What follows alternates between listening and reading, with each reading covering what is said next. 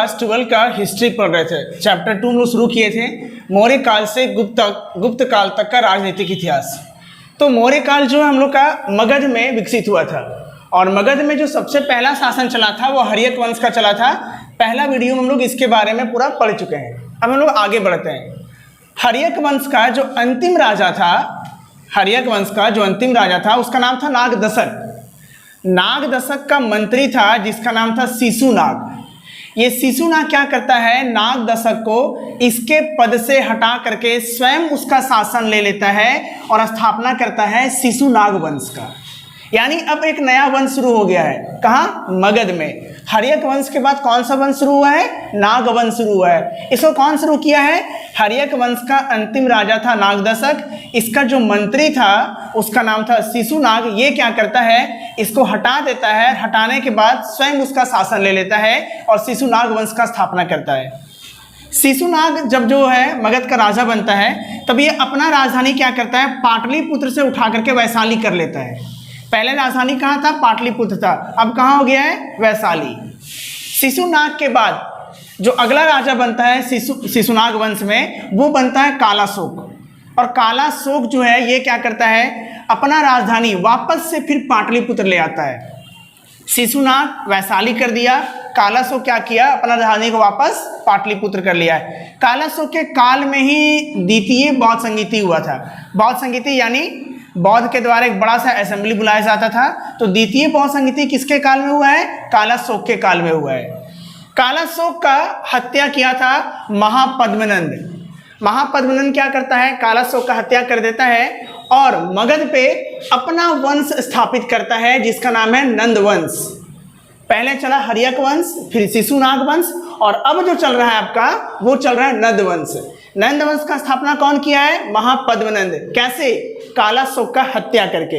महापद्मनंद के बाद अगला जो राजा बनता है नंद वंश का वो बनता है आपका धनानंद। और यहीं से जो है मगध का एक नया इतिहास लिखा जाता है और स्वर्ण अक्षरों में लिखा जाता है। धनानंद के समय में ही भारत में सिकंदर का आक्रमण हो रहा था। जब धनानंद भारत का राजा था, मगध का, जब ये मगध का राजा था, मगध ना एक बहुत बड़ा महाजनपद था, शक्तिशाली महाजनपद था। जब धनानंद मगध का राजा था उस वक्त सिकंदर का आक्रमण भारत में हो रहा था। धनानंद को कौन हटाया था? धनानंद को हटाने वाले व्यक्ति का नाम है चंद्रगुप्त। क्या ये अकेले हटाया था? नहीं, चंद्रगुप्त जो है वो चाणक्य के सहायता से, चाणक्य ही चंद्रगुप्त को तैयार किया था। कहते हैं कि धनानंद क्या किया था, चाणक्य के पिता का अपमान कर दिया था और चाणक्य बचपन में ही ये कसम खाया था, ये शपथ लिया था कि जब तक हम मगध से धनानंद को उखाड़ के नहीं फेंक देंगे तब तक हम अपना बाल यानी चोटी शिखा को नहीं बांधेंगे। और चाणक्य ही है जो चंद्रगुप्त को खड़ा किया, उसको राजा बनाया, उसको ट्रेन किया और चंद्रगुप्त जो है वो चाणक्य के सहायता से धनानंद को हराया था। अब धनानंद का विराज क्या हो गया है? खत्म हो गया है। अब मगध का अगला जो राजा बनता है वो चंद्रगुप्त बनता है।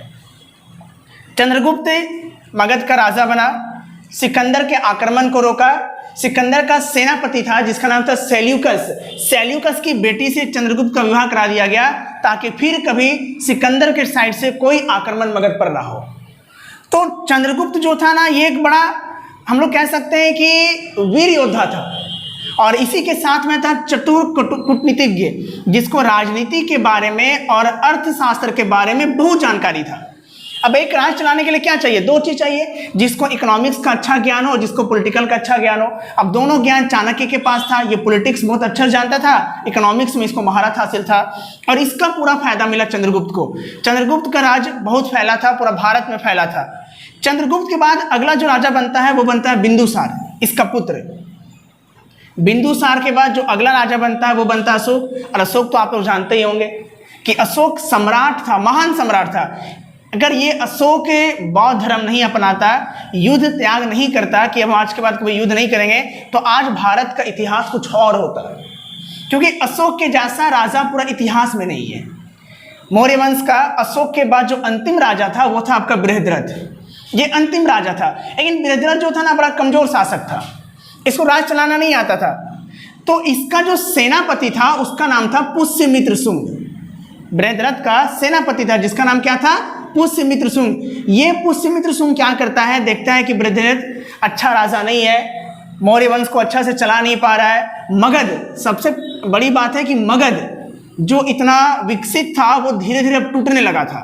अशोक के बाद मगध बिखरने लगा था, छोटा छोटा भाग में बंटने लगा था और वृद्धरथ इस चीज़ को संभाल नहीं पा रहा था।